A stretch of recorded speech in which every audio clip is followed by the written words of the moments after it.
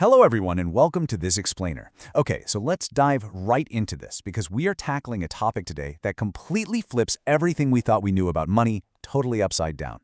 For practically our whole lives, we've been taught to think about money the exact same way we think about math, right? We treat it like this cold, hard equation where numbers just neatly add up, interest rates are perfectly calculated, and market curves explain everything. But here is the massive, glaring flaw in that logic. Think about it. If finance was truly an exact science, then the most brilliant math geniuses among us would always be the richest people on Earth. And as we're going to see today, that is absolutely 100% not the case. Which brings us to a really jarring question. Why do highly educated, over-credentialed engineers sometimes end up completely bankrupt? And then, on the flip side, how do ordinary folks, like say a standard janitor or a secretary, with absolutely zero formal economic training, how do they quietly accumulate massive fortunes? It's this crazy paradox, and it proves that managing money is incredibly far from an exact science. You see, these everyday folks, they succeed simply because they know how to hold steady over the long term. They don't panic, and they don't give in to the lure of a quick buck. Section 1. The Money Paradox, Intelligence versus Behavior. So, financial success is almost entirely driven by your behavior, not your raw intellect. And here's the tricky part about that. Unlike complex calculus, human behavior is incredibly difficult to teach from a textbook. We've got this stark contrast between two worlds here. On one side, we have the standard approach, viewing money as a cold mathematical equation driven purely by logic and IQ. But on the other side, we have the actual reality, which is that managing money is really about managing human emotions. It's about fighting off absolute panic when the markets are crashing and then resisting that reckless euphoria when everyone around you is suddenly getting rich. Honestly, you can memorize every single compound interest formula in the world and still sell all your stocks in a blind panic at the exact worst moment.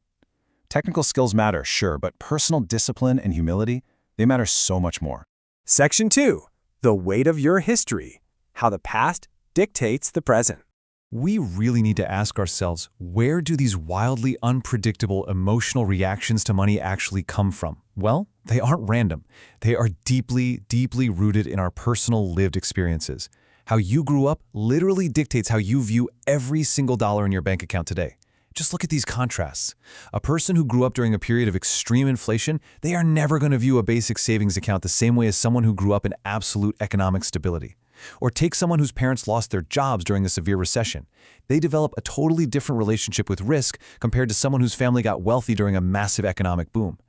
Two people can look at the exact same economic data, the exact same forecasts, and make completely opposite financial decisions. And the crazy part is, neither of them is necessarily being irrational. They are just playing totally different games, writing rules based on their own lived history. So there is no universal financial strategy. Section 3. The Magic of Patience, the Underestimated Power of Time. Now we're stepping into what our source text calls the most counterintuitive idea of all. We all love the idea of the overnight millionaire, right?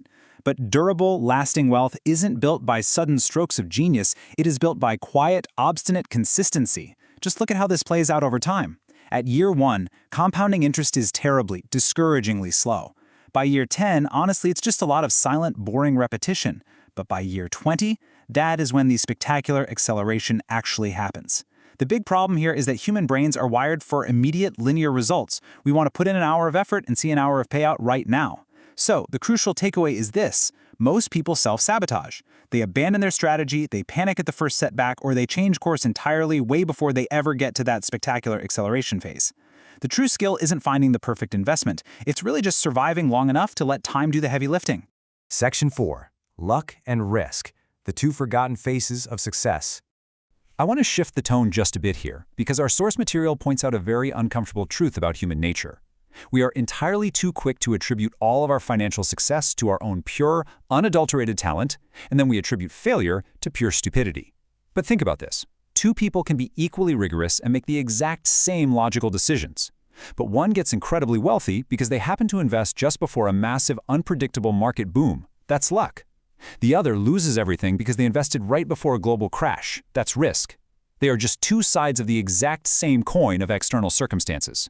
And recognizing this isn't about being fatalistic, it's about learning humility. We shouldn't blindly idolize the ultra-successful or harshly judge the bankrupt simply because we rarely get to see the hidden hand of external circumstances at play. Section 5. The price of volatility, the cost of admission. Let's talk about the fear that keeps so many people out of the market entirely. Financial markets go up, they go down, they occasionally crash, and then they recover. Yet, investors frequently view these completely normal market drops as a betrayal or like a total failure of the system. I absolutely love the theme park analogy the source uses for this. Volatility is the price of admission, not a fine for doing something wrong. Think about it. You would never go to a theme park and expect to ride a roller coaster that doesn't have any massive drops. You just accept the drops as part of the thrill. In finance, you must accept market volatility as the required entrance fee for long-term growth. If you panic and pull your money out at the first drop, you're basically paying the entrance fee without ever getting to actually enjoy the ride. Section 6. True wealth. Time. The invisible asset. Everything we've discussed so far builds to this single climax. I really want to challenge you right now to completely strip away every preconceived notion you have ever held about what it actually means to be wealthy. What if we fundamentally redefined wealth? When you think of a rich person, what pops into your head? Probably a massive mansion, a roaring sports car, maybe a flashy designer watch. Society naturally associates wealth with highly visible objects. But here is the absolute kicker. Those visible objects only prove one thing. They literally only prove that someone has already spent their money. By definition, if they bought the Ferrari, they have less money today than they did yesterday. And this creates a massive paradigm shift. Visible wealth is the cars and the houses. But true wealth, as the text argues, is invisible. True wealth is unspent capital. It doesn't show off. Instead, it buys the highest possible form of human freedom, which is the ability to wake up in the morning without an alarm clock.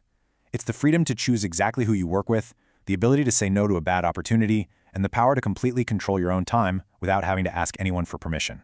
But to actually reach that freedom, you have to avoid the most dangerous financial trap of all, which is chronic dissatisfaction.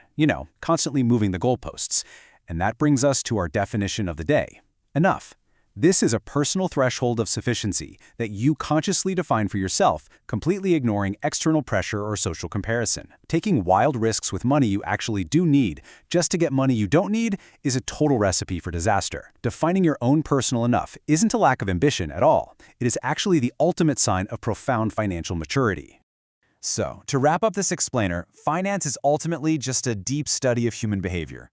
You do not need to be a math genius to build a healthy financial life. You just need to be patient, stay humble, be consistent, and learn to finally say, I have enough. So I leave you with this final, provocative thought for your own journey. What will you do with your time when money is no longer a problem? Think on that for a bit. Thanks so much for joining me on this explainer, and I'll catch you next time.